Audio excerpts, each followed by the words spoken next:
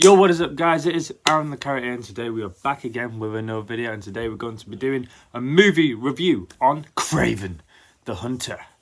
Now, I just got out of the cinema yesterday on Sunday the 15th of December, and now I gotta say already, this film was better than Venom 3. Venom 3 was the shittest thing I think I've seen all year. Like that and Madam Web, I don't even know what's worse, because Madam Web had an alright storyline, but the action was just not there. Venom 3, 2 hours was just crap, and it only got good at the end. So I don't even know what's going on, but I enjoyed myself in Kraven. You know, I thought it was a very entertaining film. The opening scene, the opening 10 minutes, wow, what a scene. Like him escaping from prison, everything had a very, very good setup. Just seeing Kraven's powers come to life.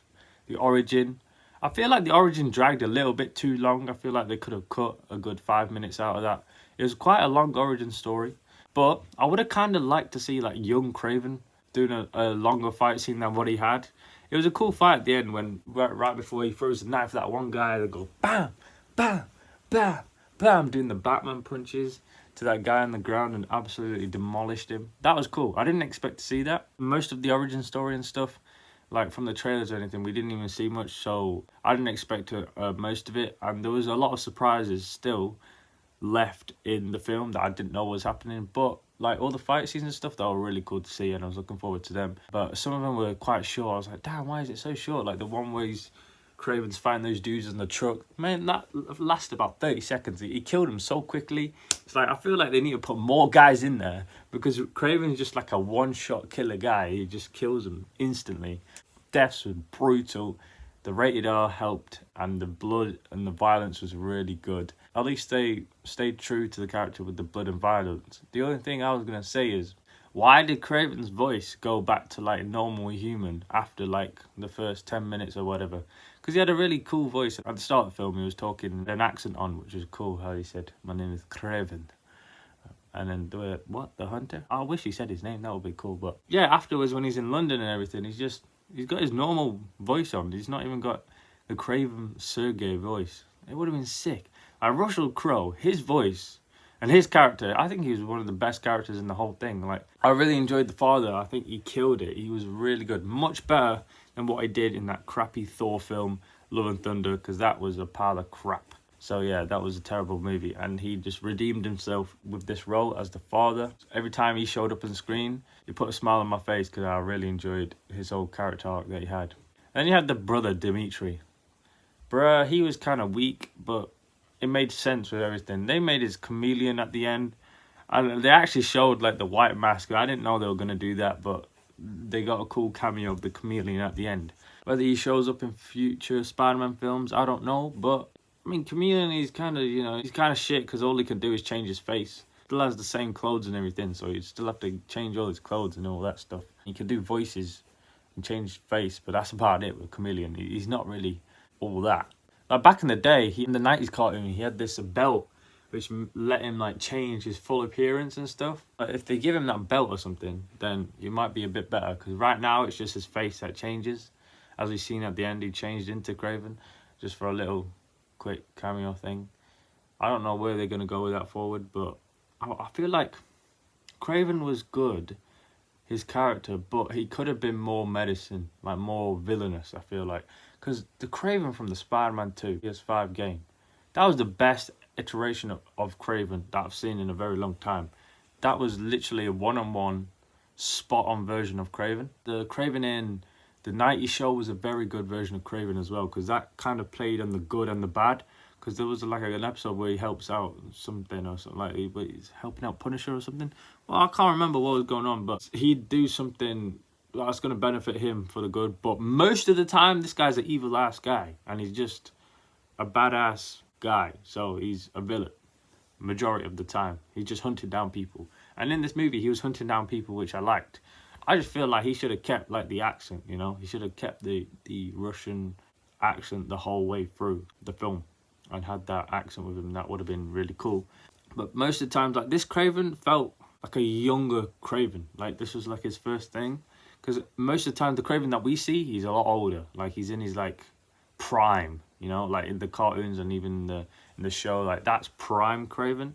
This Kraven that we got, I feel like he's 6, 7, 8 years, 10, a decade even off his prime. He's like just early beginning Kraven. So I don't know, they could have kept his voice. I feel like that would have been a good one. My favourite action scene was probably the final one, the Rhino fight. That was cool. Okay, that was cool. I also really enjoyed the whole London fight scene. That was cool. He's running.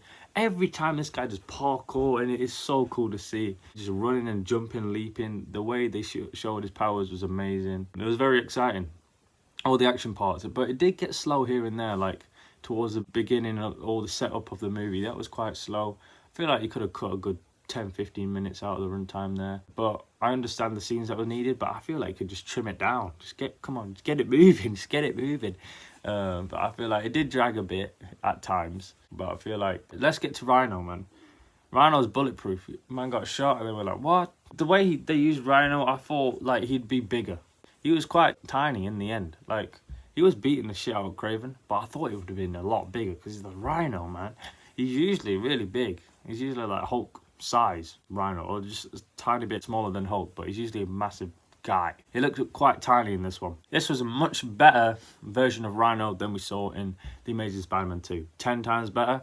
The Amazing Spider-Man 2 Rhino, I don't even know what the hell that was, but that was a pile of crap. And then this Rhino, at least we got to see a very cool action scene. I like how he's just chucking around the trucks and everything. The way he kills him at the end, he had that one weak spot with the hole that was still open with how he gets his Rhino powers. Kraven just stabs that, boom, and he's bleeding out, and Rhino died. I was hoping Rhino would stay alive just so he could fight Spider-Man or like do the Sinister Six, because you would have had Kraven, Rhino, you got Morbius, a Vulture, Shocker, Mysterio. Like, that would have been a good 6 right there. That would have been a really good 6 right there. That would have been a good Sinister Six. Could have put Lizard, or I don't know. You can have the multiverse Sinister Six, you know, with Doc Ock, Green Goblin, Lizard, Electro, Sandman or something. That could be a good Sinister Six, and then have the MCU type Sinister Six with the Sony thing. I feel like they should definitely use Kraven again, but it's got to be, if they're going to use him again, it's got to be in a Spider-Man movie. So definitely bring him up for that. Oh, you know what was really cool? That I never had any idea of this random character that they introduced. I was like, who is this guy with sunglasses? Like, please tell me who this guy is, because I don't know. People in the comments, you need to tell me, who is this guy with sunglasses? Because he was kicking Kraven's ass the whole like 2 minutes of that fight scene. That was a really badass part about it. I was like, how the hell is Kraven going to beat this guy? The guy takes us with glasses and he can just move around, hypnotizing them.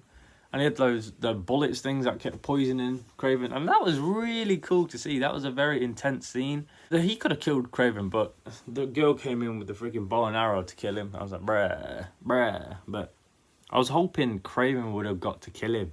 I feel like what they should have done is the bow and arrow stuns him. Kraven gets up. Bam, bam, bam, or something. I don't know, but to be fair, she had to give him the juice again because the guy was dying. So does that make Kraven twice as strong as he was last time? I think that's why he was able to take on the Rhino a bit more. I don't know. He now had a second dose of that bottle. I don't know. I enjoyed Kraven. I would say, like, the first Venom's still better than this movie. Like, Venom 1 is just amazing. But this one was good. I like the action scenes. I feel like it could have been 10 minutes shorter. They could have trimmed some bit out so they're here and there. It did slug on a bit, just at parts. But most of it, like, once it got going, it got going. Yeah, the action was badass. Like, I was there for the action scenes, and you know, I got what I wanted, and I was happy with it. So, what would I give this movie out of 10? Kraven the Hunter, I'll probably give it a solid 7 out of 10. You know, they could have made it a bit more interesting with the story. You know, put some more stuff in there. The action was there. You know, they had the action that was on point. Maybe just work on the story a bit more, and you could have got higher points from me. I'm gonna give it a 7 out of 10 overall. And no post-credit scene. It's weird. We didn't even get one single post-credit scene. But it is what it is. Okay, guys. This is the end of this video. Like, comment, and subscribe. I'll see you guys next time. So, a bit peace.